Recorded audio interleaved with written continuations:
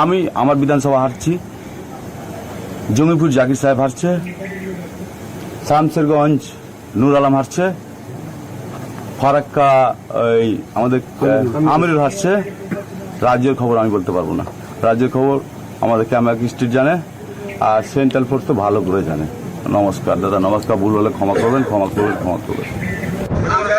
বেচারা অধীর রঞ্জন চৌধুরী বলেছিলেন যে 4টে সিকিউরিটি পাওয়ার জন্য তৃণমূল কংগ্রেসে যাওয়ার পর এত করুণ দশা। এখানে আপনারা তো শুনছিলেন, আমিও শুনছিলাম যে উনি কি বলছেন, সব জায়গায় চারিদিকে হারছি, আমি হারছি, ফারাক্কা হারছে, জঙ্গিপুর হারছে। আপনারা একবার ভেবেছেন যে ওনার পেছনে যে সমস্ত কর্মীরা দাঁড়িয়েছিল ওদের অবস্থা? বেচারাগুলি হতবাক যে ভাই বলে কি হারছি, মানে আমি কার জন্য খাটলাম? হারছে, বলছে হারছে। ইনফ্যাক্ট কনফিডেন্স তো এতটা তলানিতে গিয়ে ঠেকেছে যে বলছেন যে বাকি এবার সরকার করবে কিনা সেটা সরকার জানে, আমি জানি না।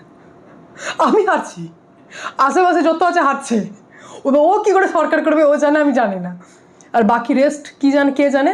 তো রেস্ট সেন্ট্রাল ফোর্স জানে। কারণ সেন্ট্রাল ফোর্স এতটা টাইট দিয়ে রেখেছেন যে এই মহাশয় পৌঁছে গেছিলেন ইভিএম দেখতে। মানে এখন আমি চারিদিকে দেখছি বেশ কিছু জায়গার ঘটনা দেখলাম, বিষয়গুলি আগে আমি দেখতাম বিজেপির প্রার্থীর সাথে হতে, আর যেগুলি আমি দেখছি এখন তৃণমূল কংগ্রেসের প্রার্থীর সাথে হচ্ছে। মানে ইভিএম হ্যাক হয়ে যেতে পারে, ইভিএম চুরি হয়ে যেতে পারে, সিসিটিভি প্রপারলি কাজ করছে না, বন্ধ করে দেওয়া হচ্ছে। এই সেম অ্যালিগেশনস নিয়ে বাইরন বিশ্বাস পৌঁছে গেছিলেন যে আমি এবার আমার ইভিএম দেখবই, যে ইভিএমে মানুষ ভোট দিয়েছে সেই ইভিএম আমি এবার দেখবই।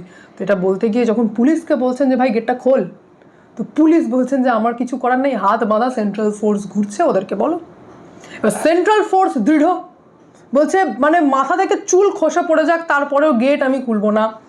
পুলিশকে ভয় দেখাচ্ছেন বাইরন বিশ্বাস যে তোকে আমি দিল্লিতে শিফট করে দেবো, তুই দিল্লিতে থেকে যাবি।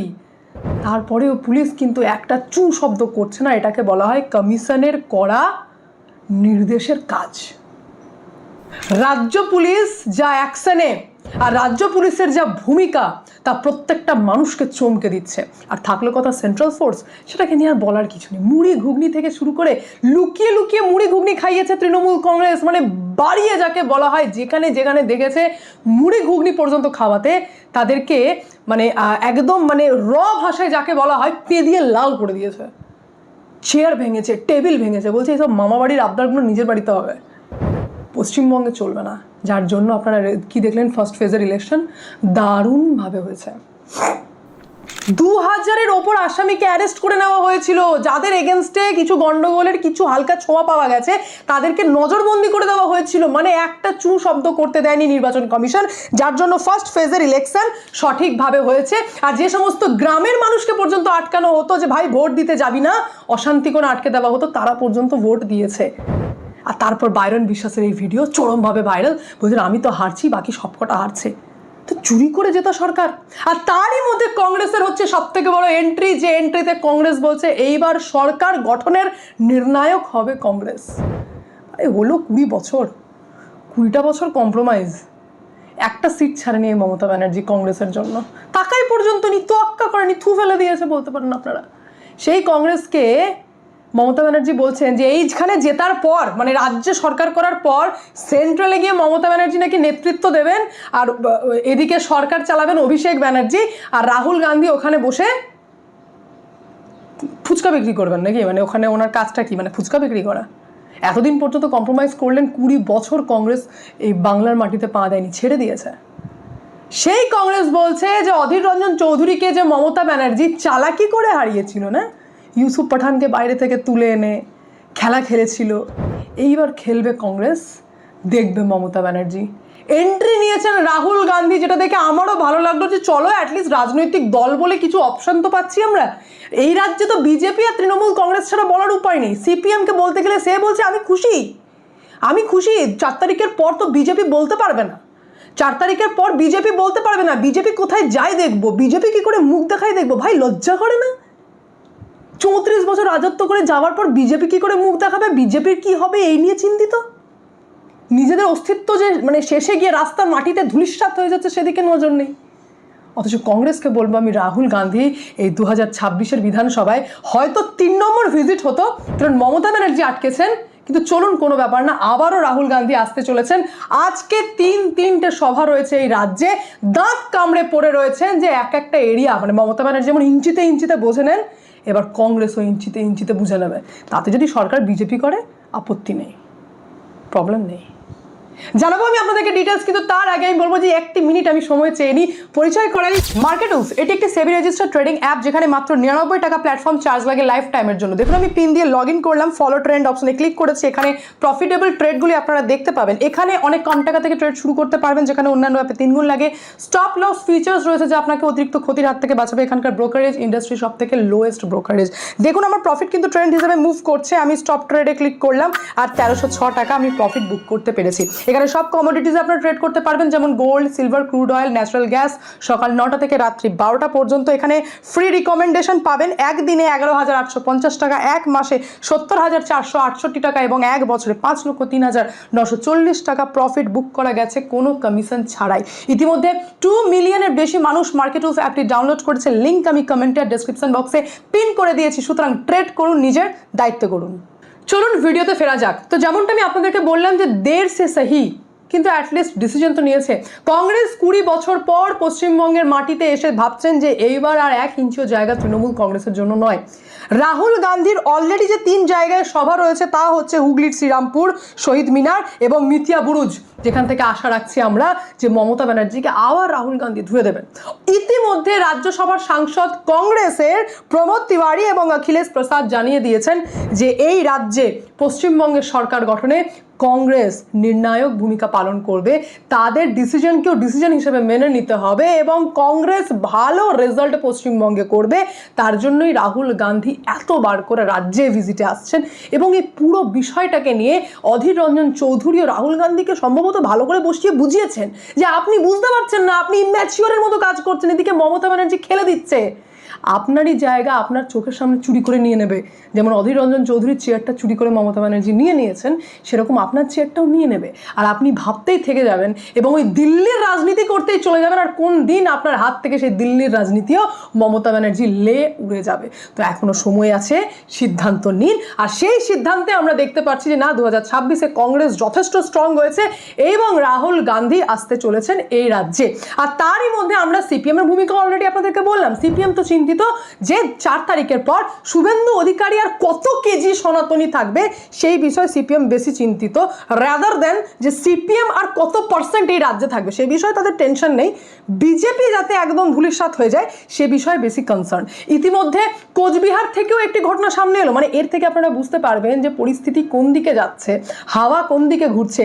যে কোচবিহারের প্রার্থী, যে কোচবিহারে এই যে রয়েছে অভিজিৎ দে ভৌমিক, যিনি ফার্স্ট ফেজ ইলেকশনের পর বিজয় মিছিল বের করেছিলেন, সেই ব্যক্তি এখন ওনার নেতৃত্বে রাস্তায় আন্দোলন করতে বসে পড়েছেন, বিক্ষোভ করছেন। কি না তো স্ট্রং রুমে সিসিটিভি ক্যামেরা বন্ধ হয়ে যাচ্ছে, ইভিএম নাকি চুরি হয়ে যেতে পারে, ইভিএম নাকি হ্যাক হয়ে যেতে পারে, এই সমস্ত নিয়ে উনি এখন বিক্ষোভ করা শুরু করে দেন। মানে বুঝতে পারছেন, বিজয় মিছিলটা ছিল লোক দেখানি, আর এরপরই নটাঙ্কি শুরু হয়ে যায়। নটাঙ্কির মধ্যে তৃণমূল কংগ্রেসের অবস্থা এত খারাপ, আবারও বলছি আমি, হাওয়া অটোমেটিক বুঝতে পারবেন। বললাম না, যত সেকেন্ড ফেজ এগিয়ে আসবে তত আপনারা বুঝতে পারবেন যে হাওয়ার বদল কোন দিকে যাচ্ছে। এই দেখুন মাথা, মানে কতটা ফ্রাস্ট্রেশন হলে তৃণমূল কংগ্রেসের প্রার্থী এইরকম কাজ করে। ভিডিওটি দেখুন একবার।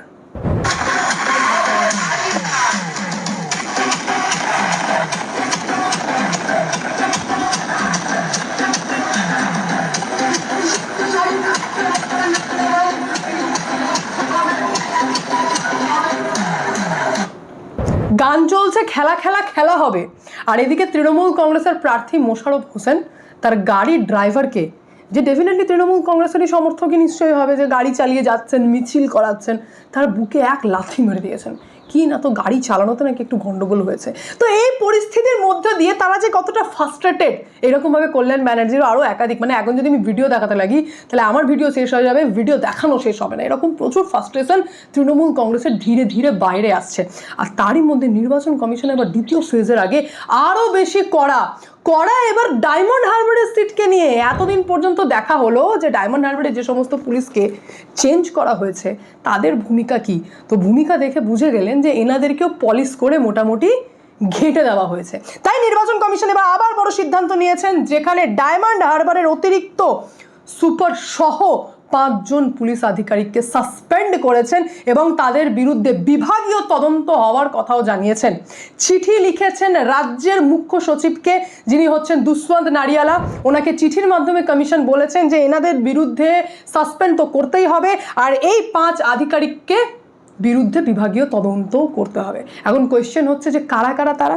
ডায়মন্ড হারবারের পুলিশ জেলার অতিরিক্ত সুপার, যার নাম হচ্ছে সন্দীপ গড়াই, ডায়মন্ড হারবারের এসডিপিও সজল মণ্ডল, ডায়মন্ড হারবার থানার আইসি মৌসুম চক্রবর্তী, ফলতা থানার আইসি অজয় বাগ, উস্তি থানার ওসি শুভেচ্ছা বাগ, এনাদের প্রত্যেককে শুক্রবার দিন সাসপেন্ড করা হয়েছে এবং অভিযোগ রয়েছে যে আচরণ বিধির গুরুতর লঙ্ঘন করেছেন এরা। দ্বিতীয়, নিরপেক্ষতা বজায় রাখেননি, একদম নিরপেক্ষতা বজায় রাখেননি, মানে আবার সেই একদিকে ঢলতে লেগেছিলেন। আর তৃতীয়, নিজেদের অধীনস্থ যে সমস্ত অফিসাররা রয়েছে তাদেরকে সঠিকভাবে নিয়ন্ত্রণ করতে পারেননি। এটা হচ্ছে অভিযোগ, যার জন্য পুরো সিস্টেমকে, মানে অতিরিক্ত সুপার থেকে শুরু করে আইসি থেকে নিয়ে ওসি কাউকে ছাড়েননি, পুরো সিস্টেমকে সাসপেন্ড করে দিয়েছেন। ওনাদের জায়গায় আবার নতুন অফিসার আসছে। মানে এই কদিনে যদি ভাইপো ভেবে থাকেন যে আমি সবটা সাইজ করে একদম নিজের মতো করে মাখন বানিয়ে রেডি করব, তাহলে সেটাও ভুল হলো। কারণ কমিশনের চোখে রাজ্যের এক একটি কোণা রয়েছে, এক একটি থানা রয়েছে।